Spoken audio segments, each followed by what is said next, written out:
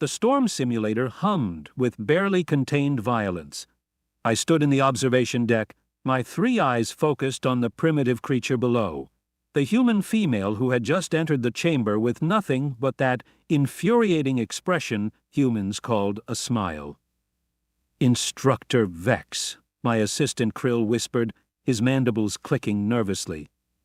"Are you certain about this? The storm chamber has never been activated at full capacity for a first-cycle student." I flicked my sensory tendrils dismissively. She requested it herself. Apparently, standard protocols are too. And I quote, "boring." The human's name was Maya Reeves, and she had been a problem since the moment she stepped onto Transport Vessel 42. While other species spent their orientation period studying survival protocols and memorizing emergency procedures, she had been caught trying to rewire her quarter's environmental controls to produce something called coffee. When questioned, she claimed she functioned better with caffeine. Caffeine? A stimulant her species actively chose to consume daily. Madness. Now she stood in the center of the storm chamber, wearing the standard protective suit that covered her fragile, water-based body. The suit's readings displayed on my console showed her heart rate elevated but stable. Respiratory function normal. Temperature regulation active. "Beginning storm sequence," I announced through the intercom. "Level 1. The chamber responded instantly. Wind generators spun to life, creating gusts that would knock most species off balance. Precipitation units activated, unleashing a downpour of liquid hydrogen mixed with trace minerals. The temperature dropped to -40 standard units. Maya Reeves widened her stance, leaned into the wind, and laughed. Actually laughed. "Is her translator malfunctioning?" Krill asked, checking his monitor. "That sound suggests pleasure, not distress." "Translator is functioning perfectly," I replied, my own confusion mounting. "Increase to level 3. The winds doubled. Triple lightning arrays fired, sending controlled electrical charges through the artificial atmosphere. The precipitation shifted to ice particles, each one capable of minor tissue damage. Gravity fluctuators engaged, creating random pulls and pushes that simulated the chaos of a genuine planetary storm. Through it all, Maya remained upright. More than that, she began moving. Not frantically, not in panic, but with purpose. She tested her footing, adjusted her weight distribution, and when a particularly strong gust threatened to topple her, she dropped into a crouch that absorbed the impact. "Fascinating," murmured Professor Kix from behind me. The ancient scholar had taught survival techniques for 3 centuries and claimed to have seen everything. "She's not fighting the storm, she's reading it." "Impossible," I said. "This is her first exposure to environmental hazard simulation. She has no reference point, no training data." "Then, perhaps," Hicks suggested, his vocal sacs inflating thoughtfully, "her species comes with built-in reference points." I wanted to argue, but the evidence was literally standing in the storm chamber, grinning like a fool, while ice particles ricocheted off her helmet. "Level 5, I commanded, perhaps more sharply than necessary. The chamber transformed into a nightmare.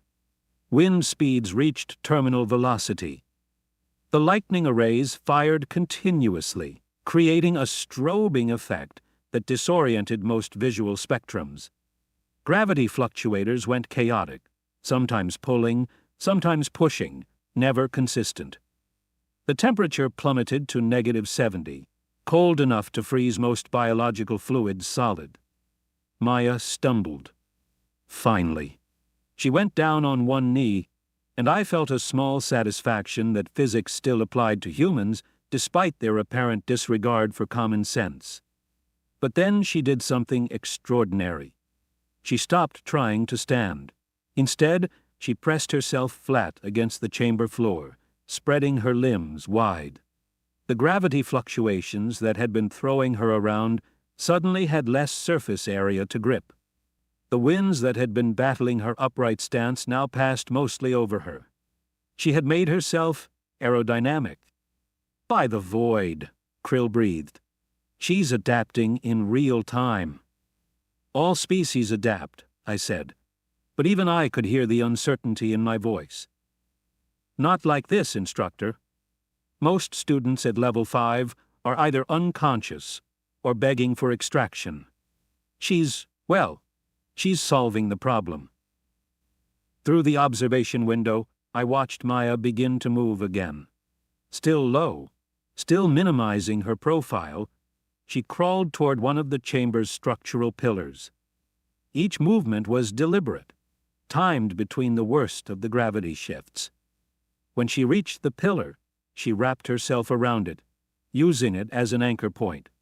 Smart. Infuriatingly smart. Her biometrics? I demanded. Krill consulted his display. Heart rate elevated, but holding steady. Adrenaline production high, but not dangerous. Endorphin levels, actually increasing? That can't be right. Check the sensors. I did, 3 times. According to this, she's experiencing what her species database classifies as exhilaration. I stared at the data, then at the human clinging to a pillar in conditions that would hospitalize most Federation citizens. She's enjoying this? It would appear so, yes. Professor Kix moved closer to the window, his ancient eyes gleaming with interest. Do you know what this reminds me of? The creche. They evolved on a high-gravity world with perpetual storms. They're the only species I've taught who seemed truly comfortable in the chamber. The creche have reinforced skeletal structures and redundant organ systems, I protested. They're built for this. And yet, Kix gestured toward Maya, there she is. As if responding to our conversation, Maya chose that moment to release the pillar. The storm immediately grabbed her, tossing her across the chamber. For a moment, I thought we'd have to initiate emergency extraction, but she twisted in mid-air, controlling her trajectory like she'd practiced this maneuver 1,000 times, and landed in a roll that dispersed the impact. When she came up, she was closer to the center of the chamber again, and that ridiculous smile was back. Instructor Vex, the intercom crackled with Maya's voice, slightly distorted by the storm but clear enough. Is level 5 the maximum? Krill's mandibles dropped open. I felt my sensory tendrils stiffen in shock. There are higher levels, I admitted slowly, but they're reserved for advanced students, military specialists, rescue operatives. Cool. Can we try level 7? Absolutely not. Level 6? Miss Reeves, you are a first cycle student in your initial assessment. Protocol dictates, with respect, instructor, protocol is why I'm here. Your recruitment materials specifically mentioned that the Federation Academy trains students to handle extreme scenarios. I want to know my limits. And honestly, this is fun. Fun?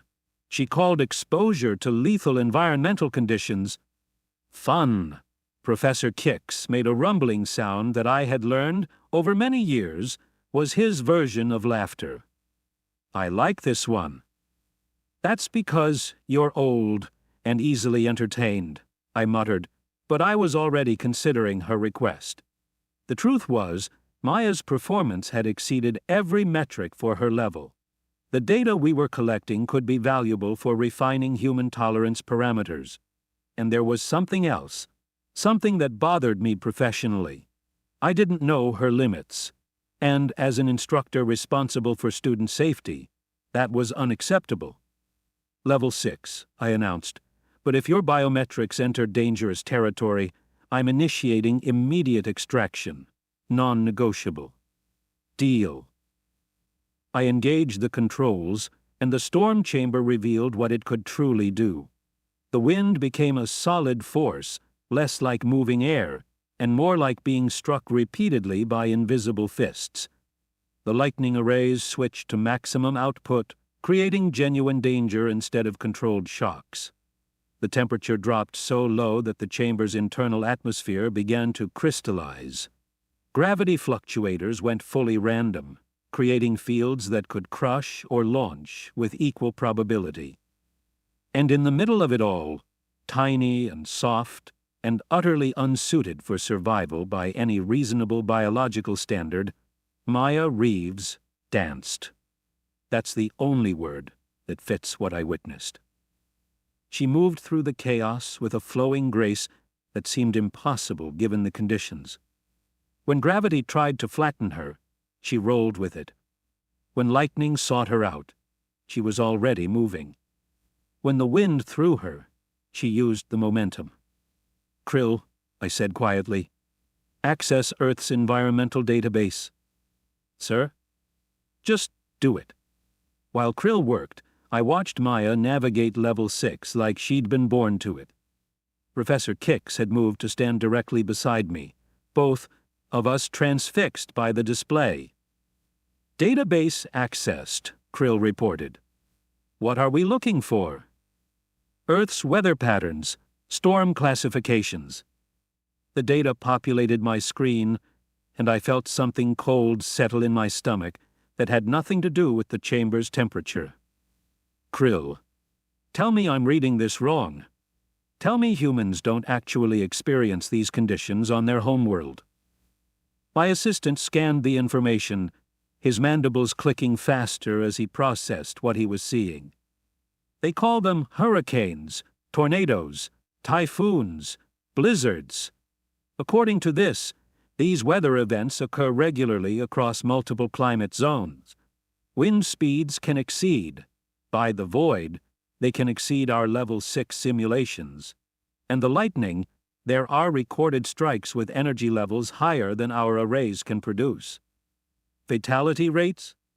Surprisingly low. They've developed prediction systems, structural engineering standards, emergency protocols. It seems they've adapted to living on a planet that actively tries to kill them several times per year. Professor Kix's laughter rumbled through the observation deck. "Of course they have. Look at her, Vex. She's not learning to handle the storm. She's remembering how." In the chamber, Maya had found another structural element. This one a maintenance platform that offered minimal shelter. She was using it as a base point, venturing out into the worst of the storm, then returning. Testing, exploring, learning the boundaries. "She's mapping it," I realized aloud. "She's treating the storm like a puzzle to be solved." "Humans are problem solvers," Kix said. "It's in their nature. They spent millions of years on a hostile world that should have killed their species before they developed proper tools or technology. Instead, they persisted. They adapted. They overcame. That sounds like propaganda from their recruitment materials. Does it make it less true?" I didn't have an answer for that. Maya's voice crackled through the intercom again. "Instructor Vex, I have a question." "Go ahead, Miss Reeves." "The gravity fluctuations follow a pattern. Every 47 seconds, there's a 3-second window where they stabilize. Is that intentional or a limitation of the equipment?" Krill and I exchanged looks. The stabilization window was indeed intentional, a safety feature to prevent the most extreme combinations of hazards from overlapping. It occurred at randomized intervals that averaged to 47 seconds. She had not only noticed it, but timed it precisely, while simultaneously dealing with every other hazard the chamber could produce. "How?" Krill whispered. Maya continued, not waiting for my answer. "If it's intentional, that's smart design. Gives people a reset moment. But if you're trying to simulate actual storm conditions, real weather doesn't have safe windows. It's chaos all the way through." "You find the stabilization windows insufficient?" I asked, a strange feeling building in my chest. It might have been professional pride. It might have been irritation. It might have been something else entirely. I mean, they're helpful, sure, but they make it easier than the real thing. The typhoon I was in back on Earth, that didn't pause every minute to let me catch my breath. You were caught in a major weather event on your homeworld? Oh yeah, Typhoon Kenji, about 3 years ago. I was on a research vessel in the Pacific. We couldn't outrun it, so we had to ride it out. Now that was intense. This is like storm chamber practice mode. Practice mode. This human had just called our Level 6 environmental hazard simulation practice mode. Miss Reeves, I said carefully, how long did you endure this Typhoon Kenji? About 14 hours at full intensity. Another 6 hours of moderate conditions. It was wild. We lost some equipment, but the whole crew made it through fine. Had some amazing stories afterwards, though. 20 hours. She had experienced 20 hours of storm conditions that exceeded our simulation capabilities, and her primary memory was having amazing stories afterwards. Professor Kix was laughing so hard his vocal sacs were inflating and deflating rapidly. Vex, my old friend, I think you need to reconsider your assessment protocols for humans. I think I need to reconsider everything about humans, I admitted. In the chamber, Maya had started doing something new. She was collecting ice particles, gathering them from the air as they formed. Within minutes, she had constructed a small windbreak using the chamber's natural conditions against themselves. Biometrics update, Krill announced. Heart rate coming down. She's approaching rest state. Her body is adapting to the environment. That's not possible. Nobody adapts to level 6 in a single session. Human physiology database suggests otherwise. Their cardiovascular system is remarkably flexible. Something about evolutionary pressure from persistence hunting. They literally evolved to outlast their prey through sheer endurance. I watched Maya adjust her makeshift shelter, improving it with each passing moment. She was adapting. No, more than that. She was thriving. Instructor? Maya's voice again. I don't mean to be pushy, but how much longer is this session scheduled for? Because I'm good to keep going if you want to collect more data. This is actually pretty comfortable now. Comfortable. Level 6. Comfortable. Miss Reeves, I'm ending the simulation. Wait, did I do something wrong? On the contrary, you've performed beyond all expectations, but I need to review this data before we proceed further. So, I passed. I looked at the metrics on my screen. Not only had she passed, she had set new performance records across multiple categories. Yes, Miss Reeves, you passed. Awesome. Same time tomorrow? Tomorrow? For level 7. I mean, if the chamber goes higher, I'd like to try it. You know, eventually. Work up to it. Professor Kix was practically wheezing with laughter now. Krill had given up on maintaining any professional composure and was openly staring at the human with something approaching religious awe. And I, Instructor Vex, veteran of the Federation Academy with 2 centuries of teaching experience, found myself completely at a loss for words. The storm chamber wound down, the chaos gradually subsiding. Through the clearing artificial atmosphere, I watched Maya Reeves remove her helmet, her hair plastered to her head with condensation, that insufferable smile still firmly in place. She waved at the observation window.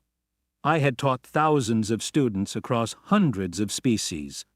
I had seen bravery, skill, and determination in all its forms, but I had never seen someone smile in the storm. The administration hall buzzed with activity the following morning. News of Maya's storm chamber performance had spread through the academy faster than a quantum pulse, and suddenly every instructor wanted to observe the human in action. This is ridiculous, I muttered, reviewing the observation requests flooding my console.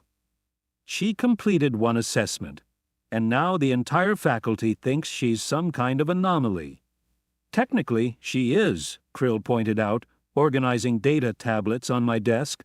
Her results don't fit any established performance curve. Statistics department wants to study her.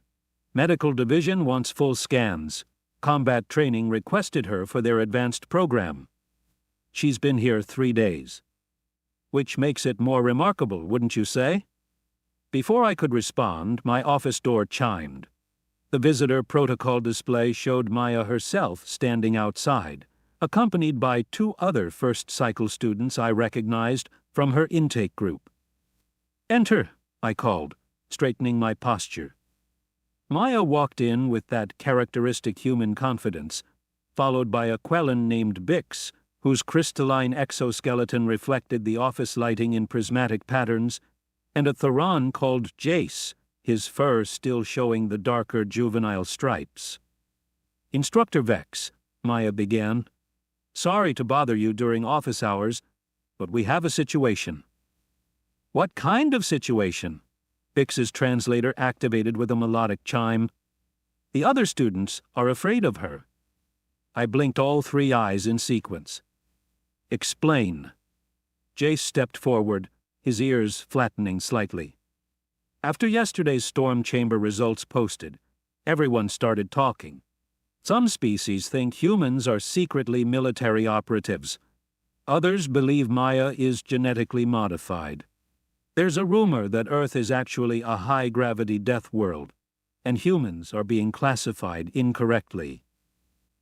Earth is classified as a moderate habitability planet, I said automatically. Right, but moderate for humans apparently means nightmare difficulty for everyone else, Jace continued. During communal mealtime this morning, 3 different students changed tables when Maya sat down. In orientation group, nobody wanted to partner with her for the bonding exercises.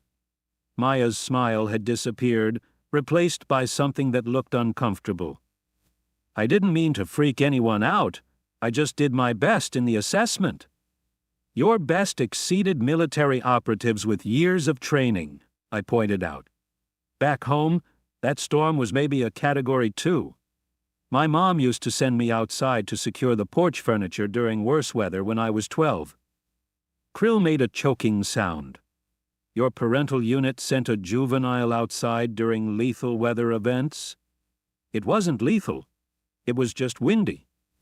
Winds that exceed our simulation capabilities."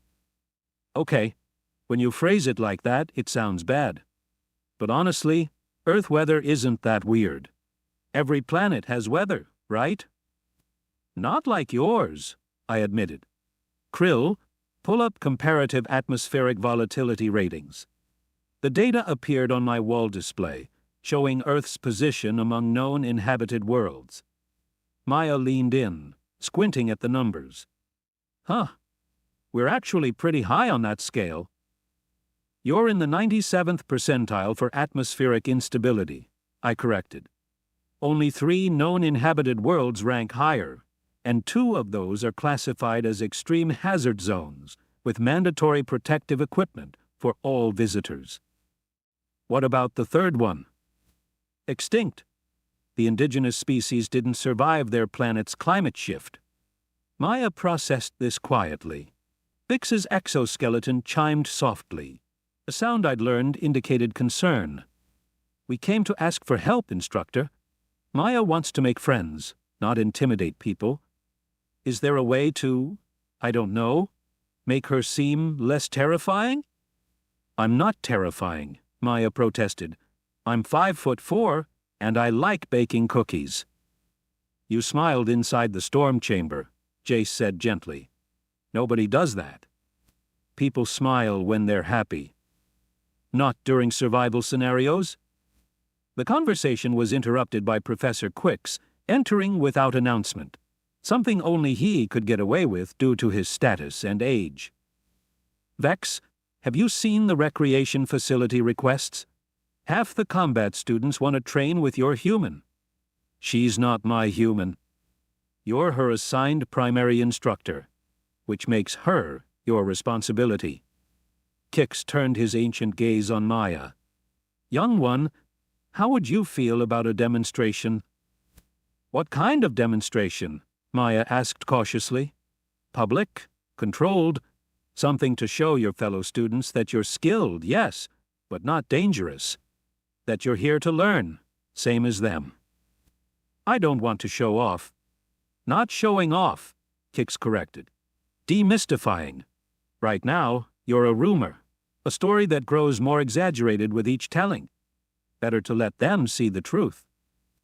I considered the proposal. It had merit. Unknown threats always seemed larger than observed reality. What did you have in mind? The obstacle course. Multi-species design, adaptive difficulty.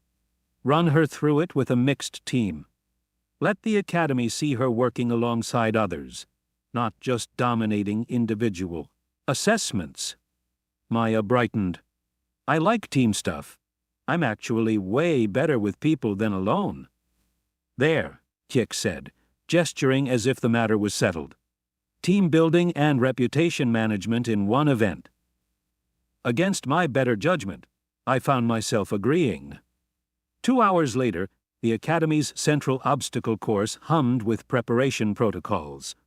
The facility could transform itself to challenge any species, adjusting gravity, atmosphere, and physical barriers based on participant needs. For this demonstration, I'd selected a balanced configuration that would test everyone fairly. Maya's team consisted of herself, Bix, Jace, and 2 other first cycles, a Vexian named Tora with 6 manipulator limbs, and a Drell called Wen, whose amphibious biology made her adaptable to multiple environments. The observation galleries filled quickly. Apparently, word of the demonstration had spread, and students from all cycles wanted to watch the human perform. No pressure, Maya muttered, checking her equipment harness. You survived level 6 in the storm chamber, Bix reminded her. This should be simple. That was different. I was alone. Now I've got teammates counting on me. Interesting. Her anxiety wasn't about personal performance, but about letting others down. I filed that observation away for later analysis. Teams ready? I announced through the facility speakers. Course will activate in 30 seconds. Objective is to reach the extraction point on the far side. You'll face environmental challenges, physical obstacles, and problem-solving requirements. Work together. Trust your teammates. Begin on my mark. The countdown initiated. I watched the team cluster together, Maya saying something that made Jace's ears perk up and Tora's limbs gesture enthusiastically. Mark. The course erupted into life. The first obstacle was a chasm that required coordinated jumping across unstable platforms while gravity shifted randomly. Standard protocol was for teams to send their most agile member first to secure anchoring points. Maya immediately dropped to one knee.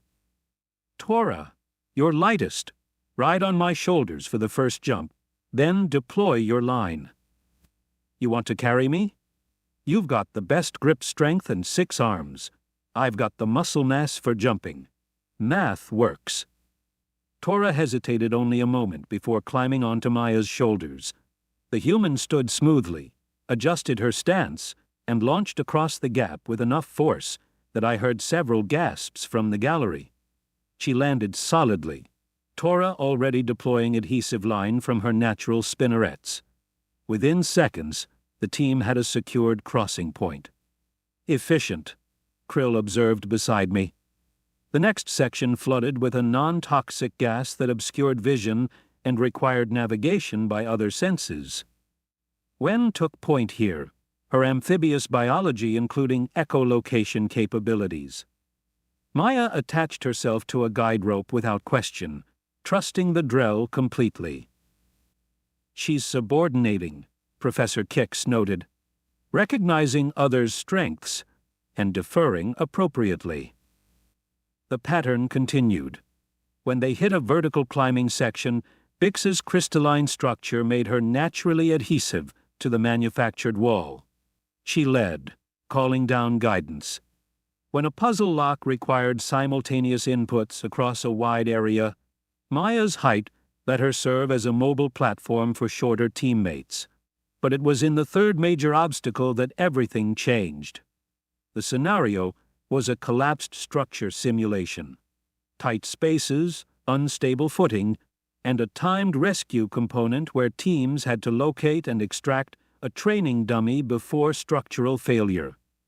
Maya's team entered the debris field, spreading out to search efficiently. Then Jace's voice crackled over the communication channel, tight with pain. "I'm stuck. My leg. Something collapsed." The team converged on his location. I pulled up the internal sensors. Jace had wedged himself in a narrow gap, and his juvenile anatomy meant his bones were still developing, more fragile than they would be at maturity. "Can you back out?" Bix asked. "Negative. The weight shifted. I'm pinned." Maya squeezed through the debris, reaching Jace faster than should have been possible for someone her size. "Okay, I see the problem. Tora, I need you to create anchor points on these 3 support beams. Wen, check if you can get underneath through that gap. Bix, you're our structural expert. Where's the load-bearing stress?" The team moved like a trained unit, responding to Maya's calm directions. She wasn't panicking, wasn't freezing. She was solving the problem. "If we shift this panel," Bix calculated, "we can relieve pressure on his leg, but it'll destabilize the upper section. Time frame? 30 seconds before collapse. Then we work fast. On my count, Tora pulls the 3 anchor points simultaneously. Wen, you push from below. I'll lift the panel. Jace, soon as you're clear, roll toward Bix. Everyone understand?" Affirmatives all around. 3, 2, 1, execute. The debris shifted. Metal groaned. Jace yelped but rolled free. Maya held the panel for an extra 2 seconds, making sure Tora had time to retract her lines, then dropped it and dove backward as the entire section collapsed. Dust filled the training area. Alarms blared, indicating structural failure. The course automatically locked down, ensuring no further danger. When visibility cleared, all 5 teammates were accounted for, gathered around Jace, who was limping but mobile. "Medical to obstacle course," I called immediately. "I'm okay," Jace protested, "just bruised." "Protocol requires examination after any injury," I said firmly, but internally I was reviewing what I'd witnessed. The medical team arrived, confirming Jace's self-assessment of minor bruising. While they worked, I approached Maya's group. "Well executed," I told them. "Particularly the rescue coordination." "Maya was amazing," Tora said, all 6 limbs gesturing enthusiastically. She stayed calm, gave clear directions, trusted everyone's abilities. "I just did what made sense," Maya said, but she looked pleased. "On Earth," I asked carefully, "do humans encounter scenarios requiring emergency rescue frequently?" Define frequently. "More than once per standard year." Maya considered. "Depending where you live, yeah. Earthquakes, floods, fires, storms, accidents. We've got emergency services, but sometimes you're the first responder because you're just there when something happens. My school taught basic rescue procedures starting at age 10. Your educational facilities teach juvenile survival skills? I mean, yeah, it's practical. Never know when you'll need to help someone."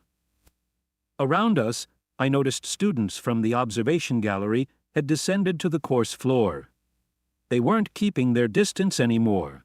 They were approaching, asking questions, congratulating the team on their performance. A senior cycle student, a creche I recognized from advanced combat classes, stopped in front of Maya. "That was quality work. You maintained situational awareness under pressure." "Thanks. Your species evolved on a storm world, right?" I'd love to hear your techniques sometime. The creche's carapace rippled with pleasure. I'd be honored to exchange knowledge. Others followed. A Quellan asking about Earth's atmospheric conditions. A Vexian wanting to know about human team dynamics. A Theron inquiring if all humans were as composed during emergencies. Maya handled each interaction with genuine interest, asking as many questions as she answered. The fear from the morning had transformed into curiosity. "Look at that," Kix murmured beside me. Demystified. "She's good with people," I observed. "Of course she is. Her species survived by cooperating. Individually, humans are fragile. Collectively, they're formidable." Over the next weeks, I watched Maya integrate fully into Academy life. She helped Bix with storm prediction models, sharing Earth meteorological data. She trained with the creche combat students, learning their techniques while teaching them human approaches. She started a study group that became the most popular on campus because she had a gift for explaining complex concepts in accessible ways. Her academic performance was solid, but not exceptional. She struggled with theoretical xenobiology and had to repeat a quantum mechanics module twice. She was, in most measurable ways, an average student. Except she wasn't. Because whenever something went wrong, whenever a situation emerged that required quick thinking and steady nerves, Maya Reeves was the person everyone looked to. The Academy had trained thousands of individuals to handle crises, but Maya had been shaped by a planet that threw hurricanes, earthquakes, and wildfires at its inhabitants with casual regularity. She'd internalized the lessons in a way no simulation could replicate. 6 months into her first cycle, I called her to my office for a routine assessment review. "Your practical scores are outstanding," I told her. "Your theoretical knowledge needs work, but you're progressing adequately. Overall, you're exceeding expectations." "Does that mean I pass the first cycle?" "With distinction in applied survival skills." She grinned. "Cool. So, about that level 7 storm chamber run. Still fixated on that?" "I like to finish what I start." I pulled up her file, reviewing her performance metrics across all assessments. Then I made a decision that would have seemed impossible when she first arrived. Level 8. What? If you're going to push boundaries, do it properly. Level 8. Next week. But you're taking a team. A team for the storm chamber? If humans are at their best working together, let's test that hypothesis. Maya's smile could have powered the entire Academy. "You're on, instructor." The demonstration became a landmark event. Maya led a mixed-species team through Level 8, a storm simulation that included everything the chamber could produce simultaneously. It was chaos incarnate, designed for special operations forces. Her team not only survived, but established new cooperative protocols that would be adopted into standard training. Later, after the assessment, after the celebration, after the other students had dispersed, Maya found me in the observation deck. "Thank you," she said simply. "For what?" "For not making me smaller. I know I'm weird by Academy standards, but you never treated that like something to fix. You just helped me figure out how to use it." I regarded this human who had challenged every assumption I held about fragility and strength. "You taught me something, Miss Reeves." "Yeah? What's that?" "That the most dangerous storms are the ones that shape you into something stronger. Your planet tried to kill your species for millions of years." "And we smiled back," Maya finished, understanding. "Exactly. You smiled back." She left my office, heading toward evening meal with her friends, just another student among thousands. Except, I knew better now. Humans weren't built for the storm. They were built by it. Every hurricane, every earthquake, every disaster had refined them into a species that didn't just survive chaos. They thrived in it. And Maya Reeves, with her impossible smile and her unshakable calm, was proof that sometimes the most terrifying thing in the universe wasn't the storm itself. It was the creature that learned to dance inside it.